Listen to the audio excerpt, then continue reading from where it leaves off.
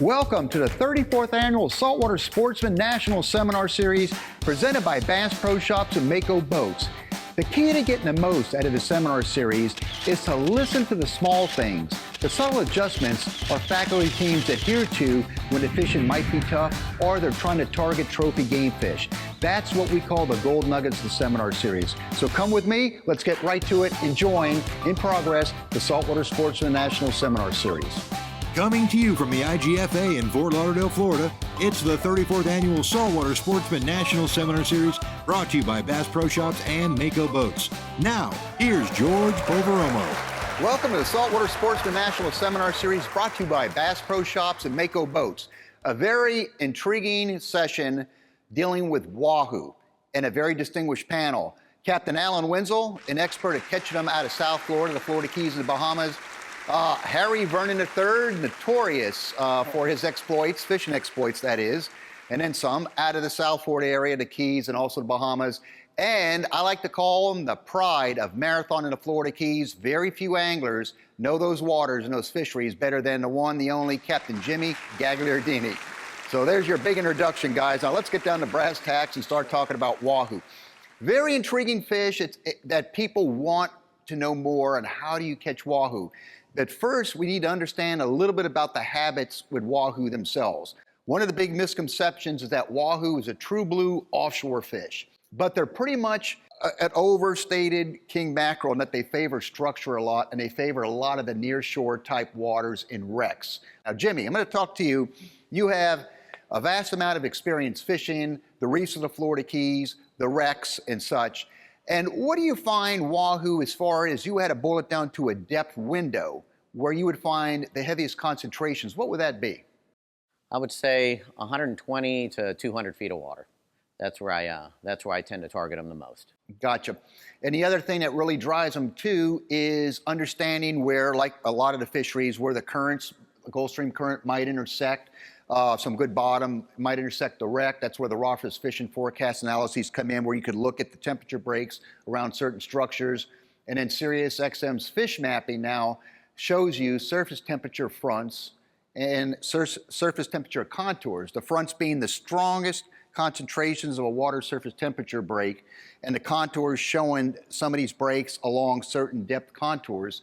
And when you could find that over some of these inshore structures, where there's a change of currents, whether that would be a color change, that really targets a lot of the Wahoo into getting zoned up there. Alan, as far as other tips in trying to find Wahoo, what would they be?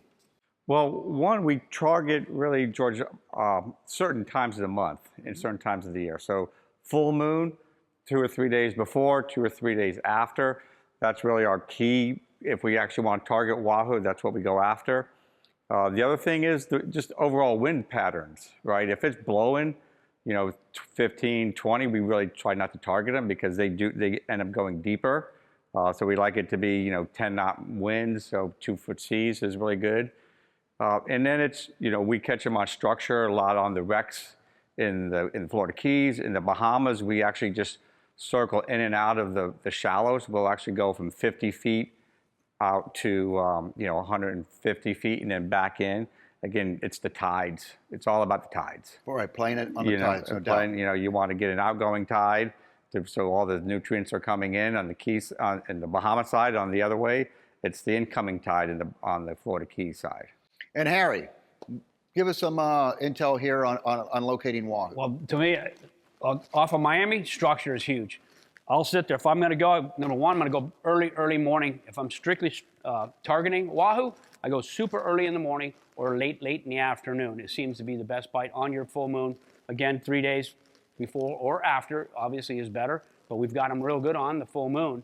And if you look at a chart a lot of times, and you'll see areas, like when we're in the Bahamas, areas of peaks that come out. And you'll see the upwellings from current and water. And we'll hit those areas and work those peaks. So it'll come up to 80 feet of water, out to 300, and we'll work that area and had great success doing that. Yeah, no doubt about it, too. And Jimmy, talk to me about the wrecks. Where does this all play in a Wahoo? There's 1 or 2 areas on the reef that have targeted some wahoos, but the majority of it is on the wrecks, without a doubt. Any kind of structure, a vertical structure, anything that comes up off the bottom, within 20, 30 feet from the bottom. And there's a couple areas on the reef where there's a big drop off, holds a lot of bait, and I've caught some wahoo around those areas, but without a doubt, the majority of them are on the wrecks. Early in the morning, the first 3 hours of the day is when I target them. And what have you found maybe condition-wise, be it current movement, be it an edge coming in, is what other factors really stimulate that wahoo bite around the wrecks? East current, clean water. You get up on the edge, and when that water's nice and clean, blue water, pushing east, that's when we seem to do the best. And not a ripping current, you know what I mean? Just a mild east current. That's when we get a lot of them. Right. Now, Alan, I always remember this, and talking to your son Ryan, who runs a charter boat out of Islamorada, and I always give him a hard time because he also dives and he spearfishes, which I always say that's cheating, but we'll take that up at a later case. Yeah. But he told me some interesting things about wahoo. When he's been down there, he'll see around the wreck a giant school of wahoo, and they make large circles, yes. And then eventually here they come again. So at times they may not be feeding, but they're staying around the wreck and just making very large circles around it. Exactly, especially if there's areas that have multiple wrecks. Like in the Keys, we have the Duane, the Bib, or whatever. So they'll go from wreck to wreck. So they'll make this huge circle. And one of the things that most fishermen end up trying to do, they'll stay around one and they'll just, circle for an hour or two, whatever they try to do. And it's very difficult because they won't really catch them, because in reality, they're going up, not only are they doing from wreck to wreck, but they're going along the reef edge. Right, not circling around just around the wreck. They're going, north and south in this case. Very good. And what we're going to do when we come back, we talked about some of the conditions, but we're all primarily small boat anglers. So I want to talk about some of the go-to tactics of catching wahoo, and there are a ton of tactics, from high-speed troll and all, but I want to focus more on these center console, smaller boats, how you can catch wahoo effectively around 10 knots and even less. And we're going to jump right in that when we get back from this commercial break. You're watching the Saltwater Sportsman National Seminar Series presented by Bass Pro Shops and Mako Boats. We'll be right back. The Saltwater Sportsman National Seminar Series is brought to you by Simrad. Go with Simrad and go with confidence. Penn, let the battle begin. SiriusXM Marine, weather, fish mapping, and entertainment for anglers. Mercury Outboards, go boldly. Engel, portable fridge freezers and high-performance coolers. George will be right back. Welcome back to the 34th Annual Saltwater Sportsman National Seminar Series from the IGFA in Fort Lauderdale, Florida. Brought to you by Bass Pro Shops and Mako Boats. Let's get right back to George. Welcome back to the Saltwater Sportsman National Seminar Series. The topic is wahoo. We discussed some of the conditions that would increase our odds of catching wahoo, but now let's focus on some of the go-to ways of catching them at speeds 10 miles an hour pretty much and then down. And one of the most effective ways, and I'll take the liberty of start this off, is you could sit and catch wahoo on the troll 6, 7, 8 miles an hour with a very simple setup. You could have a lure in front of a ballyhoo. It could be a Williamson lure, Islander, doesn't make any kind of a difference, but have that rigged to single strand wire number 6 and number 7. When wahoo tend to strike quite a bit and cut the bait, hit behind the gill plates and such, you'll make your standard pin rig. And the difference being is that when you make your haywire wraps, instead of doing 2 or 3 or 4 and then commencing it with a barrel wrap and a pin rig, continue making the haywire twists and get yourself another inch, 2 inches, and you could come 3 inches all the way down and then finish up with a pin rig. So when you hook your ballyhoo and you rig this together, that hook will be more around the midsection, which could thwart some of those short strikers. And you put some of these, 3 or 4 of them, a couple off the flats, a couple off the riggers, and troll, you'll catch quite a few wahoo around that. The other thing that we do, George, on those same kind of rig is we put a little egg sinker right under there. Sometimes use a little bit bigger hook when it goes in.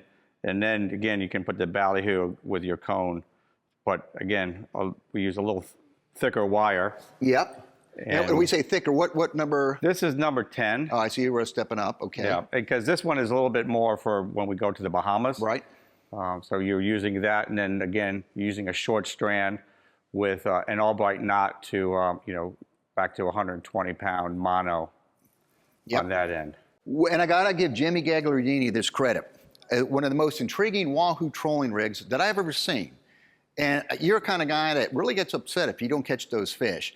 And we did an article in Saltwater Sportsman on this, and I affectionately dubbed this rig the Gagliardini Grabber. Try saying that 3 times fast. But anyway, Jim, explain this unique rig. Well, I use just a standard ballyhoo rig, a pin rig. But, you know, again, you get those bites where they're cutting the ballyhoo in half, and I had it happen numerous times, and I said, all right, I'm going to solve this problem. So what I did is on the eye of the hook, I just added 2 more wire leaders with smaller hooks. They're 4-0s, but they're quadruple strength hooks, and I'm pulling this on 30-pound test. I try to downsize on the tackle and make it a little bit more sporty. And I don't hook the other 2 hooks into the fish. I just let him ride alongside the ballyhoo as it's swimming along, and he'll swim perfectly. But these 2 hooks, when he comes up and tries to cut that ballyhoo behind the hook, he's going to get one or both of those hooks. And the more he thrashes around, he's just going to get him caught on his face over here. Now, you might pull the hook on him, but I can assure you he will go away with a sore mouth. Well, that's what's good about using a lighter tackle. You're not, using 80 where it just rips the hook out. So yeah, and I hook a big fish, starts ripping line off. I back the drag off just to eliminate any mysterious break-offs.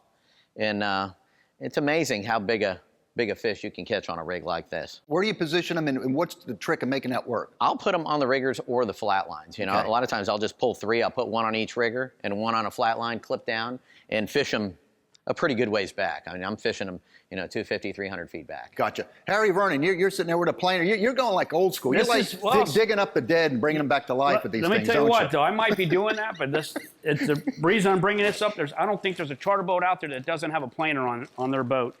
And I've sold millions of these things. And this particular rig is a real simple planer. Number 8 planer. You snap your rod to this, which is normally, I'd like using like a 50 or an 80-pound braid because it cuts the water really, really well. And then we'll use a ball bearing snap swivel off the back of the planer. So, because obviously I'm using a spoon, a 3.5 drone spoon. We used to use all wire leaders forever, for 60 feet, but now we're going 60 feet mono. We use 80 to 100-pound mono.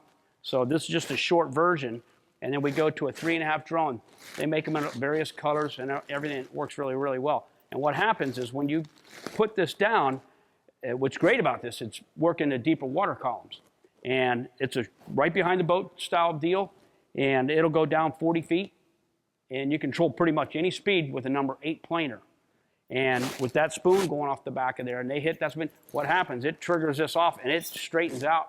So you have a fight now. Now you can fight the planer and everything on the whole rig. Now there are breakaways also that you can use, but this is just a quick, easy, and there's different size planers for different size speeds. And I'll give you the credit. You look at all the fancy lures and all that, but still you go back to that old spoon, the old standby. That thing still crushes Kings, Wahoo, the whole bit. Yep. And on that note, we're going to take a commercial break, and I want to come back and talk about trolling swimming plugs for Wahoo as well as live baiting. So we'll be right back.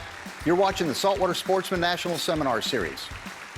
The Saltwater Sportsman National Seminar Series is brought to you by Rapala, your best shot at a world record. Suffix, always use the best line. VMC, your expert in hooks. Williamson Lures, for the pelagic playground.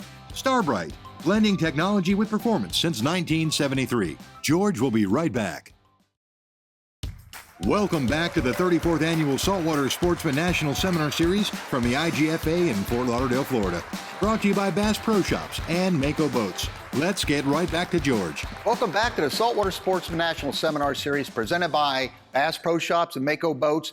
Back to discussing Wahoo. And I want to jump into plug trolling for Wahoo, but first I want to ask Alan. I'm looking at that lure, which brings to light your best colors. And I noticed you have a lot of mylar and reflectivity in there. Well, we talked earlier about my kids doing a lot of spearfishing. And one of the I don't like to hear that, but go ahead. Well, they free dive, so they don't scuba. But they get on there and they use a lot of flashers, a lot of mylar flashers, and that's where they actually watch the fish come in, and they get attracted not even so much by the bait, but by the flashers. So when you're getting a lure, is you want to make sure that you have a lot of high visible mylar type reflective material on there. So you can see, even though it's purple and black, but they're very well reflective material. And then there's obviously the the big silver ones, but that's really the key. Yeah. It's not so much the dark colors as it is the flashiness of it. Gotcha, very good. All right, one of the simplest ways and most effective to catch wahoo, swimming plugs. And I learned this a number of, I hate to say, decades ago out of Louisiana with Captain Mike Furnett. We went wahoo fishing. He put 4 CD18s out, and we crushed a wahoo up to 68 pounds that day. Very simple. You get one of these plugs like the Rapala, the CD18's the standard. Now they make them in the 30 and the 40. And you just position them behind the boat, you set them out, and you go trolling. And they're subsurface. Wahoo gravitate to 2 things. They like speed and they like subsurface bait. So anything you have, even if it's only going 2 feet under the surface and it's moving somewhat rapidly, you're going to get more wahoo strikes because of it. Now, real quickly on trolling these lures, for general trolling with plugs, if you're pulling 5, 6, 7 knots or so, single strand wire would work, like 60-pound test, 70-pound test. You start cranking up to 10 miles an hour in there, what happens, the action of the plug could actually kink the single strand. If you're looking to pull these at a higher clip, double single strand wire is your better bet. It would withstand the rigors of trolling these plugs a lot better. Then you have cable, which is very good. It won't kink, but cable stands out a lot. But if you're chasing bigger fish in the Bahamas, that's a good choice. And the all-time best, though, is with a fluorocarbon leader or mono leader that could be 80 pound, 100, maybe 110 pound test. And these wahoo, like kings, they strike generally right behind the head. So we've caught wahoo out of Venice, Louisiana before, trolling by a buoy. We've taken 6 wahoo on a setup like this with a Rapala. And on the 7th fish, he actually cut ahead and lost it. But trading out 6 wahoo for a plug is not a bad deal. Not a bad deal at all. Jimmy, live baiting. People want to know more about live baiting. You have live baiting wahoo down to a science. Tell us about that. When I'm live baiting for wahoo, George, there's one thing that I find in wahoo's stomach, and that's bonitas. And more often than not, when you find something in their stomach, it's a bonita. And the rigs that I use, and I live bait the bonitas. And the rigs that I use is a triple hook rig like this. I got the treble hooks, number 2 treble hooks spread out about 3 inches apart or so you can hook one in the lip, in the upper lip, in the middle, and towards the tail. And I troll the bonitas up. You really have to be prepared for this. You have to have at least 3 of these set up, 3 rods set up, ready to go. The Saltwater Sportsman National Seminar Series is brought to you by Columbia Sportswear. Stay cool and protected while fishing. Calcutta Outdoors. Hard-working outdoor gear. JL Audio, ahead of the curve. ACR, building survival products since 1956. Florida Keys and Key West. Visit flakeys.com. George will be right back. Welcome back to the final installment of the 34th Annual Saltwater Sportsman National Seminar Series, brought to you by Bass Pro Shops and Mako Boats. Let's get right back to George. And what pound test wire, incidentally? That wire right there is 9. I use number 9 wire on the hooks, between the hooks, and number 7 wire up to the swivel. Gotcha. Or Now, I'll write it on there. The hard part, catch a bonita. Here's the hard part. What I do is I set up little jigs like this on a chain. I set them up about 5 feet apart, and I'll do 4 or 5 of them connected with a little planer in the front. The smallest planer, number 1. You can pull this on a spinner, a light conventional. Start dragging this around. You have the other rod set up with the treble hooks, and you got them ready. And then when you hook, when you hook the bonitas, it trips the planer, comes up, and hopefully you have 4 of them on there. Get them on there, get them out, put it in free spool, let them run out, and go to the next one. And then what do? You just sort of bump troll these around the wreck, get them in neutral a little bit, move it in forward progression? You keep the boat going the whole time. Because if you don't, if you pull the boat out of gear too long, that bonita, since he's wanting to go fast, he'll swim past the wire, and then a lot of times one of the treble hooks will catch on the wire, and then you're pulling the bonita backwards. So you always want to keep them moving forward at a pretty good rate, a couple knots or so. So you keep them behind the boat, and that keeps them from getting tangled too. If you slow down, those bonitas will start cutting one way or another, and then you got 3 bonitas Very good, tangled effective up. way of fishing wrecks. And it's really effective. Harry, you're smirking. Look like you have something you want to follow up with. It's a great, but bottom line, you got to be prepared for this stuff. If you're gonna fish like this, and which is deadly as can be, you got to be ready for it. You got to have the whole setup, the planer. You got to have the baits, the rigs. I mean, and any fishing, you got to be ready. You got to be rigged. Don't start rigging while you're out there. We're coming in like the last minute here, and I just want to make these key points. Alan Wenzel talked about the tide change being important. Right. The lunar periods, the moon up, moon down, moon rise, moon set, those are really good feeding periods which correlate with the change in the tides, triggers bites of a lot of fish, including wahoo. Also, as you mentioned too, very early in the morning, that very first light bite is always a natural feeding cycle, as well as the last one when that sun is dropping down. But with wahoo, the other things that come into play, you get a southwest wind right before a front. They go on a big tear. And I know it's dangerous to sit there and you're off South Florida, you're close, but when you're farther offshore, trying to time that, but wahoo go on a tear when that wind goes southwest, right before that front starts moving in that evening or the next day. It's a major feeding cycle where it really gets going good. And again, the other things, speed and depth, but working in small boats, like we're talking about here in live baiting, is an effective way to catch wahoo. And guys like Jimmy Gagliardini, Harry Vernon, Alan Winsell prove it time in and time again. I appreciate that session on wahoo.